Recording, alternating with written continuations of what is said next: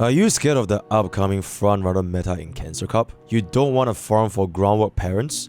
Or you simply do not have enough carrots to pull for Savior Sky? What if I told you that not all hope is lost for backliners? Because when there is a will, there will always be a way.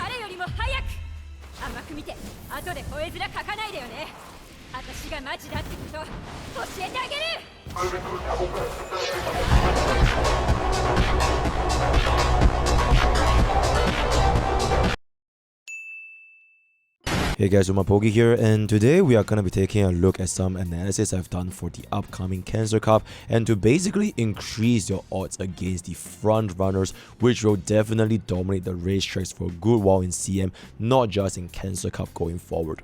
First of all, check out this previous guide over here to see a more general prep on Cancer Cup itself, and then come into this video to understand how to build a proper backliner. If you like this video, do remember to subscribe, like, share, comment, and without further ado, let's just jump in right now. So first things first, why are front runners so broken, so strong, so OP, right? And I will not beat around the bush. Front runners will be the meta no matter how many ways we come up with an anti-meta. Of course, we have to assume both front runners and backliners are of equal investments and stat lines, referring to basically your late surges and end closers. A glue B+ rating front runner with no groundwork and relevant skills will definitely still fail to a decently trained backliner with Maruzensky and Ryan ultimates, but generally speaking, the potential performance ceiling will belong to the front runners, meaning the best front runner Umas will generally outperform the best backliner Umas. Now this has to deal with three main reasons: the skills, stats, and position. Talking about the skill portion, first of all, Seiyun Sky's unique OP acceleration, one of literally the most powerful uniques comparable to Maruzensky as well as Major Ryan, which is also why these two are the foundations for our backliners themselves. Aside from this unit, which I don't really think needs any other explanation, groundwork with the triple bullet, the bullet meaning any of the green skills or focus less concentration, it will allow your front runners to establish your lead early, widening the gap between your back and fronts. And if every single front runner has a very strong start with groundwork, entering into the speed up and overtake mode between your first and second front runner will then further widen the gap from the backliners even more, reducing their chance to even overtake.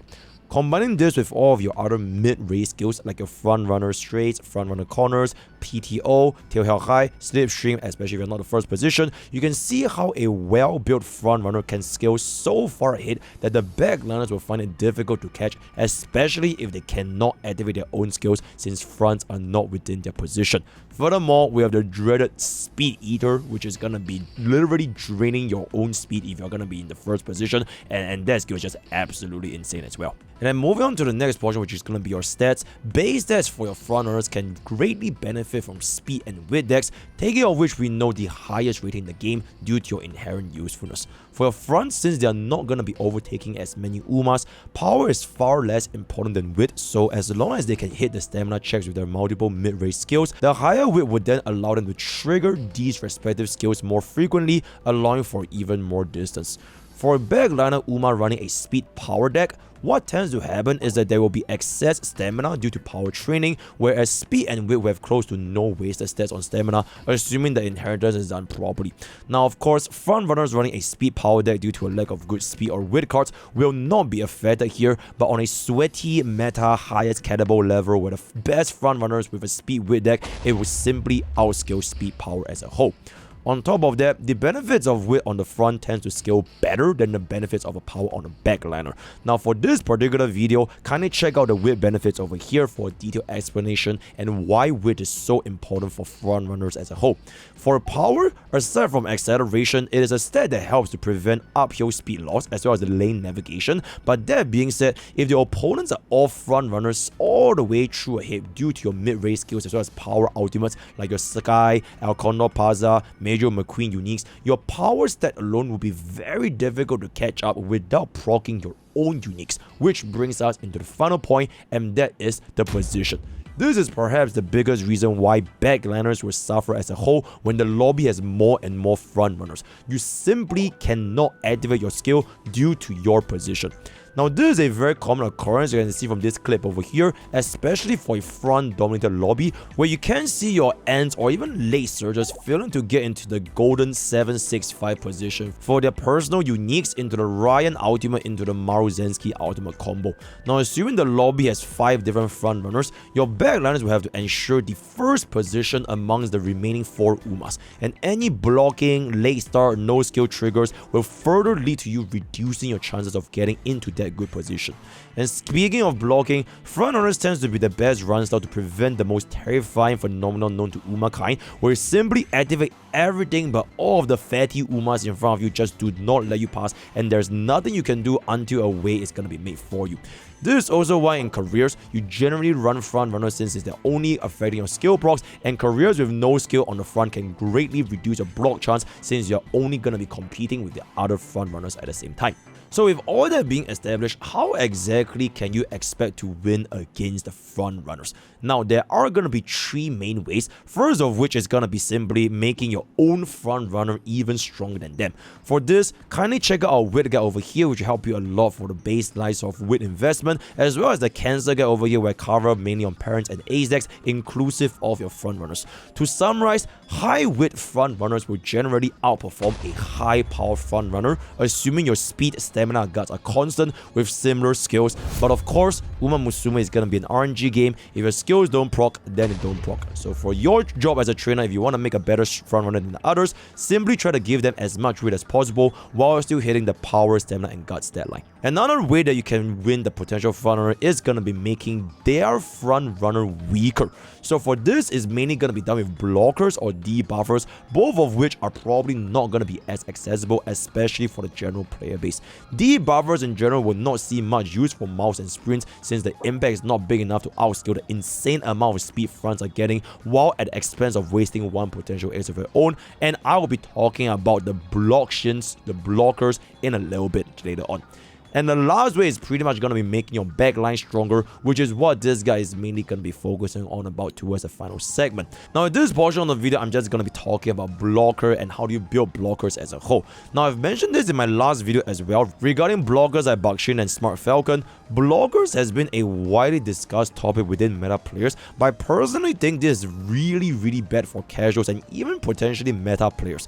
The way that this build will work is to be a high power, high wit Bakshin or Smart Falcon with similar wide skills to a normal front runner ace, having the sole purpose of maintaining your first position as long as possible so as to prevent every other front runner from proccing their same sky uniques, giving your backliners a much bigger chance to close the gap at the end with the acceleration and speed skills. Now, the problem with this blocker build is how difficult it is to actually make a high power, high wit build on top of all of their respective skills like groundwork, the 3 bullets, and all of the mid-range skills and acceleration to achieve your rank 1 position. Now, the objective to make an anti-meta Uma, for example, like a debuffer like your evil nature or your front Harudada, is to make it more accessible for you as a player to play against the meta. But the amount of effort it would take for someone to make a good blockchain is so difficult that you might as well just make your own front runner ace, which can give you a pretty good chance of winning first place by itself as your solo front runner competes with the other front runner hoping for a lucky skill roll. Now, with all that being said, if this is not enough to dissuade you from building your blockers, if you really hate running front runner acers and you believe in your backlines, you're sick and tired of grinding for groundwork, then blockers are a great tool for you to drastically reduce the enemy front runner, assuming your blocker is strong enough. The lack of access to not just Seiyun Sky's ultimate but also Smart Falcon and Silent Suzuka, as well as a couple of other mid-range skills, can be extremely powerful to allow your backliners to catch up way more frequently. This also allows your backliners to get into a better positioning much earlier so that you can get to the position 7-6-5 golden ratio, which then eventually allows them to overpower the front runners at the final spurt. If you still want to build blockers, the instruction is fairly simple, but the process can take a long time until you have a very good blocker, which is going to be the complete opposite, for example, if you compare to building an actual backliner itself, which I'm going to be talking about. So for the build segment, we are going to be splitting this into your parents' decks as well as your objective. So for the parents of your blockers, you do want a lot of speed inherit, running the same skill priority as any front runner ace. So for example, your groundworks, your green skills, your mid-range skills. If you have URA scenario, that's also really good. And then Mao followed by turf followed by front S in that priority. And then taking a look at this is going to be some of the examples you could use. Basically very similar to your standard front runner ace, where except that you do want more speed instead of stamina because you're going to be running a power wit deck, right? So you are going to be running a 3 power 3 wit deck. You can use Kira-san Black as an anchor to have enough speed for your finale. Now this is especially important if you are going to be lacking your speed inherit. So Kira-san Black can be a great way to add your speed stat even further. Now if you do have a lot of multiple copies of high limit break SRs or SSRs, MLB Tarzana can be brought to give you an even easier time raising your blockers as a whole.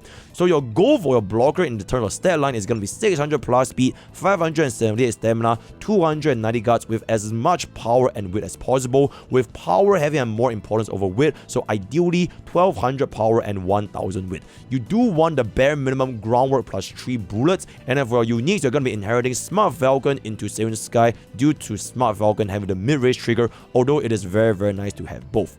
And afterwards, you are just going to be aiming for as many mid or early raise skills as possible, acceleration, velocity, whatever it's going to be, whatever it takes for you to get into the rank 1 position, because eventually towards the end, you are definitely not going to be maintaining rank 1 because you simply do not have enough speed. By that point, your blocker would have done their job where it prevented the enemy front runners from activating all of their skills, which then allows your backliners to go ahead, accelerate, and overtake all the front runners because of your blocker over here. Now taking a look at some of the sample skills, you can see over here any of the mouse skills or any of the front runner skills over here, they are all gonna be okay for you.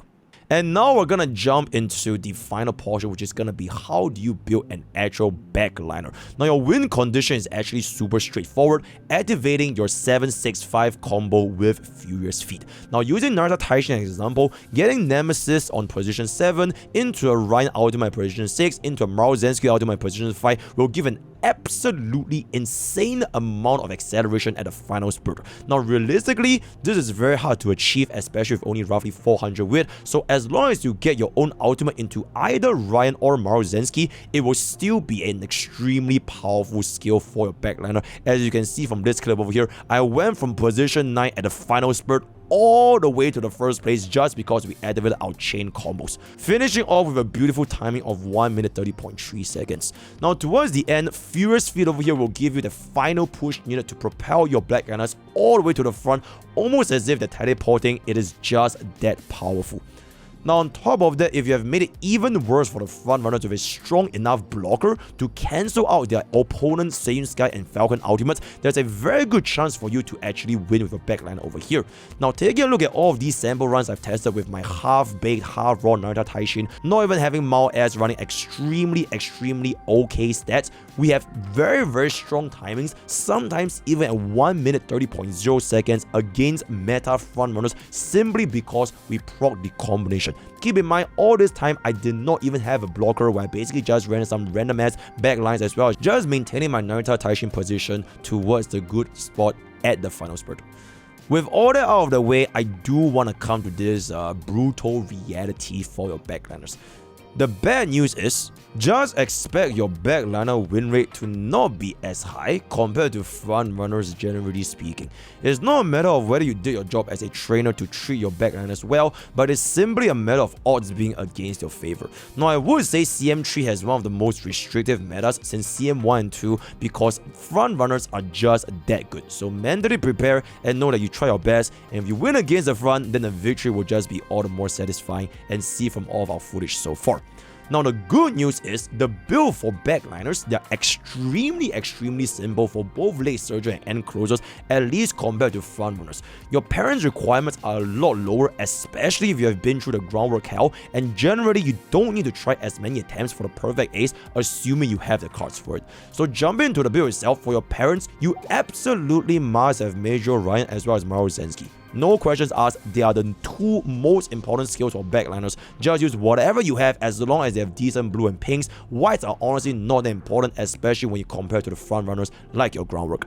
After that, for your grandparents, you can go for your Ogre over Rudolph or McQueen for some bonus skills, which is gonna be a decent amount of value for you. For your sparks, ideally you're gonna be going for stamina power, but honestly anything works. Then Mount Turf, late or end, just as is as per normal. So you can see from the run I did for my own Taishin, they are honestly very subpar quality, at least compared to the ones that I've given to my front runners. Now for the deck itself, we are definitely going to be running the speed and power deck. Now the most important here is you must borrow the Ogre Cap SSR, right? This is gonna be basically the same level of importance as your Ryan as well as Marozensky. It is extremely strong and mandatory for all backliners, both late surger and end closer, to run this SSR card.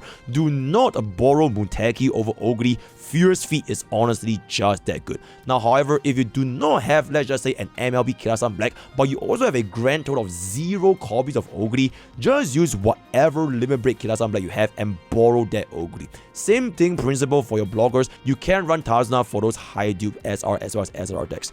So the goal for your backliners is gonna be 1200 speed, 578 stamina, 290 guards with as high of a power as possible, keeping your weight at roughly 400-ish, because we're not gonna be doing weight game, we're not gonna be doing weight training, we're simply doing weight to pass time, pass turns, build friendship, and majority of our training will be tied to your speed as well as power. So ideally, you're gonna be going for 1200 speed, 578 stamina, 1200 power, 290 guards, as well as roughly 400 weight. Furious Feet, Marozensky Ultimate, Major Ryan Ultimate, these three are all an absolute must. Then other than these three, you are gonna be depending if you're gonna be running the late surgers or the end closers. For late surgers, try to get your skills from Inherit or Aishin Flash. Vodka and Grass Wonder, they're both really good, but Rudolph Ace could definitely work over here as well. So taking a look at some of our late skills over here, Grass Wonder has a built-in on your left, which is extremely strong. Basically the late surger version of Straightaway Spurt.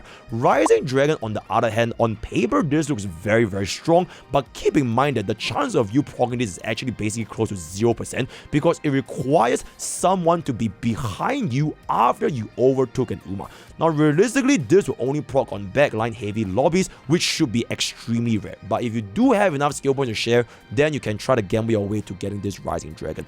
And then for your end closers, definitely try to get Straightaway Spurt from Hishi Amazon or from Inherit, or if you're going to be using Narita Taishin, you can just get this for $3.99. Nothing much else is going to be that important for end closers. Spurs with uniques and some mid-range skills will be more than sufficient.